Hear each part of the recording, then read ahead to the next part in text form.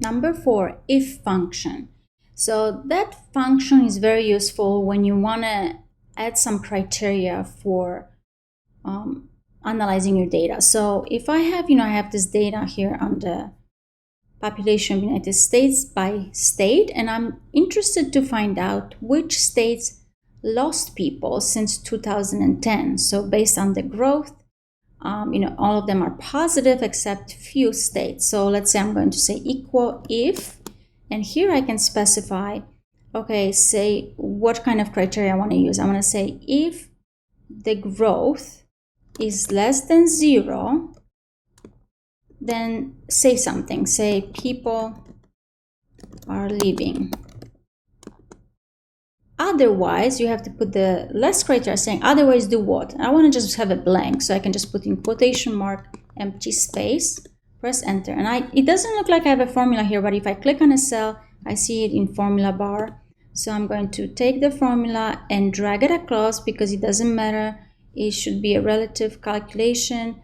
And now I can tell that actually there's 3 states where people are living, and I can double check myself by just looking quickly in the growth in that column for these states.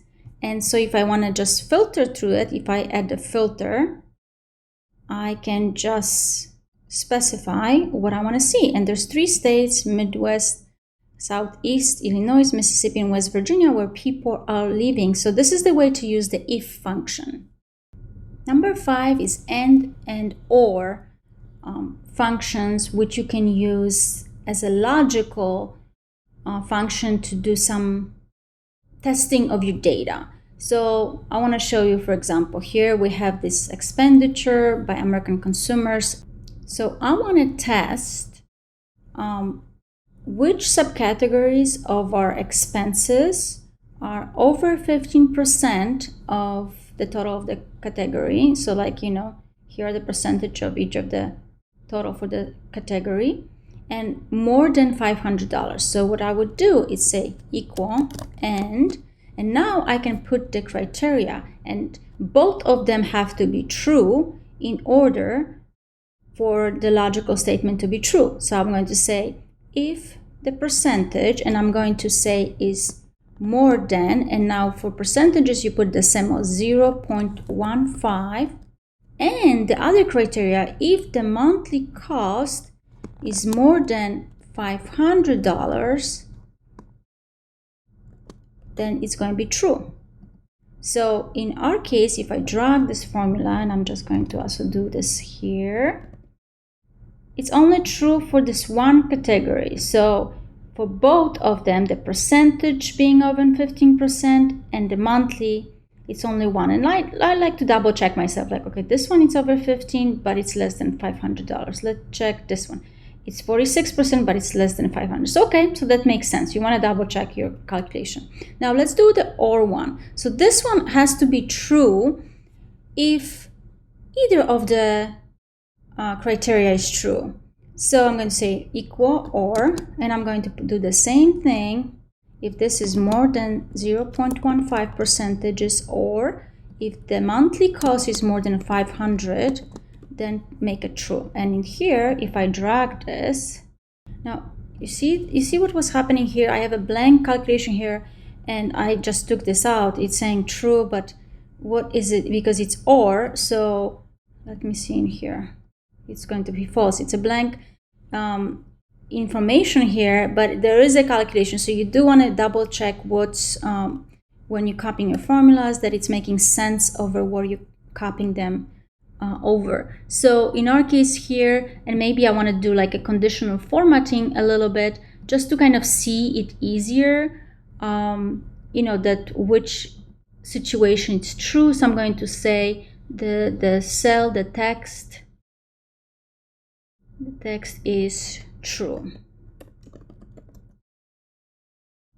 and then it's just easier for me to tell, oh, in this situation, you see this is over 15%, or over 15%, or over 500. So in our case, you see it's either or in this calculation. So you can use this and or functions to do some other checks. Number 6 is the average function and two sister functions, which are median and mode. And I want to bring these functions and show you the differences, because these are really helpful for analysis, and it's important to understand what you're calculating. So I have this dummy information here for like 32 employees and some dummy salary information. But we can see that we have some employees that are making a lot of money, like 320,000, 200, 120. But then there's a lot of employees that are making like 15, 22, 32, and then some that are like 78 and so on. And you want to calculate, let's say, an average. An average, it's really an arithmetic mean or average. So whenever someone says a mean, arithmetic mean seems it's the same as saying an average. So that's when we think about it, you're always taking the adding up all the numbers and then dividing by the numbers that we have, the data sets that we have. So here in our case, we would say average, and we would specify, select here the range right there. And I'm going to also use the absolute reference so I can copy it down.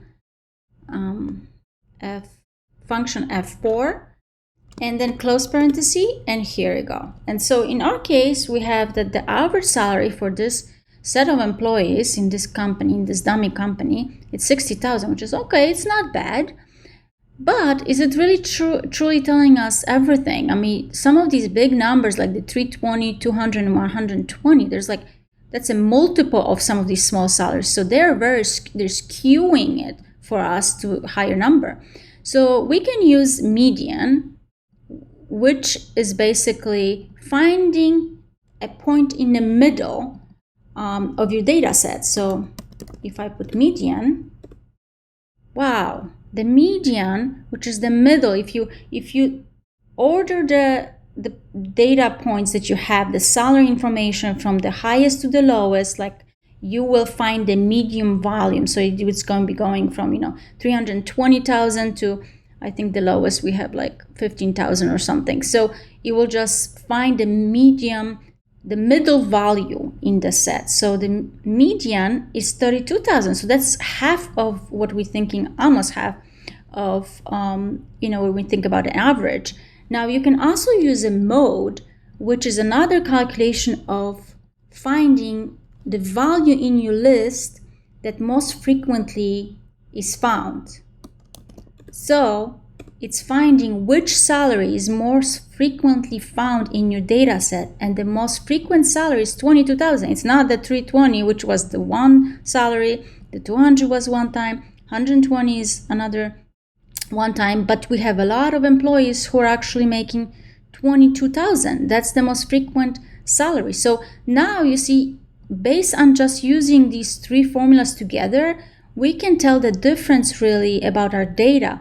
Just using the average, it's not necessarily what you want to do, because it's skewing it towards either the very small or the very high. So if you have a lot of data in the middle, but you have certain data points that are at the very top or very bottom, they can skew your average. So you want to be aware of that when you're using these functions. Number 7, count and two sister functions, count A and COUNTIF. And I want to show you why the other ones are also important. So count is the function that you use if you want to count your data, how many data points you have. So for example, in our car sales report we have for 2020, for half a year, we have this automakers. We want to find out how many data points we have, because maybe your data, like if you're doing some kind of analysis, it's flowing into, and it's from different car makers, you're getting data at different times, and you want to have somewhere in your dashboard how many you're still missing, how many you have total data points, so you can perform your analysis. So here we would just do equal count, and now we were going to specify a range. So we're actually going to drag across 2 quarters, and we have 15 automakers, so we should have 30 the total. Now I want to show you something quickly here. Do you see right now I have this formula? I haven't even finished. I didn't even put the parenthesis at the end, but you see this number 30 right now? It's telling me kind of what this will be if you press enter. And now it is 30. And so if I just want to double check myself, if I select this range and I go to my calculation here at the bottom right, count 30. Perfect. So I know that I have 30 number of data points for 2 quarters. Perfect. Now, if I want to count how many automakers I have here, like if, let's say you have a lot of different data points and you don't want to manually have to count, and then, that information has to be somewhere, because this is just a double check that information in the bottom right corner. If you want to have that calculation somewhere that's always there for other people, let's use the count function here, and I'm going to select this and press enter, and it's telling me 0. Well, I know it's not 0 because there are 15, because the count function is only for numbers, and if you want to count things that are strings and text, you actually have to use count a function, and then you can select, and now I have the number of automakers. You see, so count and count a, they're kind of like sister functions because they're counting things, and you just need one for numbers, the other one for text. Now, COUNTIF, you can do a calculation based on certain criteria. So let's say we want to count the automakers that sold 500,000 cars in half a year. So quarter 1 and 2 based on column D. So we put equal COUNTIF, select the range here, and we want to say if it's more than 500,000. Now I want to make sure that I have quotation marks, and in my help suggestion information here, I have it shown how the data should be specified. So I'm going to say quotation mark, more than 500. Close quotation mark, close parenthesis, enter. And now it's telling me 6 automakers sold more than 500,000 cars in half a year in 2022. And I can double check right now here. I can see that it is it 6? Let's see. It is 6 based on the calculation in the bottom right corner. Number 8, round and sister function round up and round down. And whenever you have a number, and here I converted the information for our car sales report into thousands. So now you can see it right here. It has the decimal points, but I don't need that kind of detailed information. So many times you want to use round function to kind of round it to the next digit. So I want to round up the numbers. If I use the round function equal round, it will take the number, and I can press close the parenthesis, press enter. And now what it does, because I see a 0 here, it's actually rounding up to the last integer. So that's what it's doing. Now let's say I'm going to actually do absolute reference for the column, so I can copy the formula across. If I do function F4 and I just rotate through the options, I want to have a $sign by the column but not by the row. It's like, what kind of color is this? It's very hard to see. Let me see. Now I'm going to use magnify to make sure. Yes, that's what it is. I wish you had another option to see this formula bar in bigger, because it's very hard to see the formula. So I'm going to copy it over this way.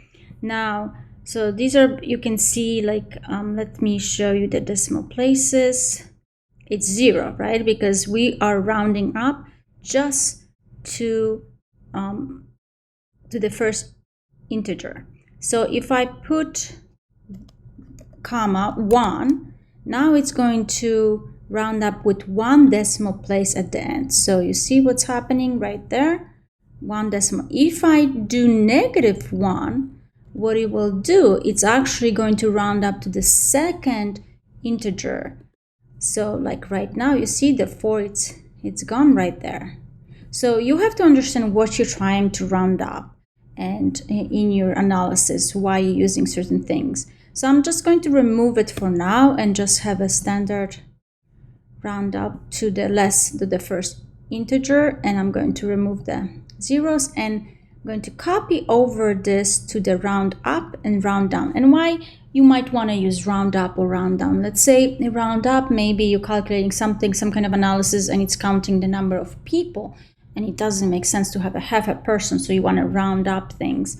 And with rounding down, maybe it's something that you're buying certain amount of something and you don't need that maybe extra pound of something, so half a pound, so you will just round down. So you have to want to know why you're using round up and round down or round function in your analysis. So here I'm just going to double click on the function and just say round up, and here I'm going to say round down. And in our case, and actually let me just show you the decimal places, because that's interesting to see what's happening here. So now I'm just going to copy the formulas down, and you can see in some cases, like right here, because I have 1,094,500, the round and round up, it's doing the same thing, but the round down is actually just rounding up to 1,094. And you can see in some cases, the most cases round and round up is the same, but the round down is where you see the difference. And when you look at this, you think, oh, okay, what's a big deal? Not a big deal. You're estimating, you're rounding things. But if I show you, hold on, let me just move this a little bit here. I have some hidden calculation here. So here I just did the calculation of the difference between round up and round down, and in our case that's 14, which is 14,000. So you have to think about it like, wow, that's when you actually put it into numbers, there is a difference between using these functions. Now if we change the decimal places, let's say we're going to do to round the function to the second integer, and in our case we're going to copy it over and do the same thing for the other functions. Okay, I have to say -1 to the second integer, and now copy it over. And now you can see that when you round up to the second integer, it's becoming 1,100,000, and this one is 1,090,000. And when you keep doing that, then here the difference between the round up and round down function, let me show you this way, it's 150,000. So you want to be careful when you're using these functions. You want to understand what you're doing in your calculations and what effect it will have on the bottom line. Number 9, today and now functions. So these are very helpful if you want to create some kind of stamps on your analysis, or when you're printing stuff, you want to have something in one area of your worksheet and it always prints and it shows the date, or maybe there's a calculation that you need with a specific date and it's a revolving calculation. So for the today, to get that date, you just click enter and today, and just open and close parenthesis, and it gives you the date. And you can use this in your calculation. So I can say today and say minus, let's say -7. So if I want to say a week before, maybe instead of referencing manually here, like we said about best practices, maybe I have a 7 here, and then I keep adding 7 to this number and so on, and I want to reference in my formulas. I have to do the delete and then reference the cell, because otherwise you just get out of the cell. So you can use it in calculation. So that's the way to use today's date, and this is a good function for that. But if you want to have now, the difference between today and now, if I put now, it actually gives me the date and the time, and that's really good for stamp purposes, like if you're printing things at different times and what have you, but it's less useful in calculations. So that's the way to use it, today and now functions.